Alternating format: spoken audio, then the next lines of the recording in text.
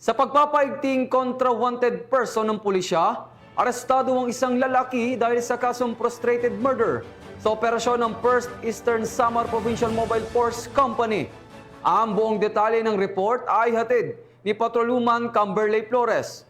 Arestado ng mga otoridad ang isang lalaking wanted person na may kasong frustrated murder matapos mahuli sa barangay San Roque, Oras, Eastern Samar. Naaresto ang akusado bandang alas 9:30 ng umaga ng mga tauhan ng First Eastern Samar Provincial Mobile Force Company kasamang Eastern Samar Provincial Intelligence Unit, Oras Municipal Police Station sa bisa ng warrant of arrest para sa kasong frustrated murder na may inirekomendang piyansan 200,000 pesos para sa pansamantalang kalayaan. Dinala ang akusado sa First Eastern Samar PMFC para sa kaukulang dokumentasyon at tamang disposisyon. Ang matagumpay na pagkakaresto sa akusado ay patunay lamang na epektibo ang pagpapatupad ng pambansang pulisya sa kanilang sinumpang tungkulin na maghati ng serbisyo publiko para sa mas payapa, ligtas at maunlad na bagong Pilipinas.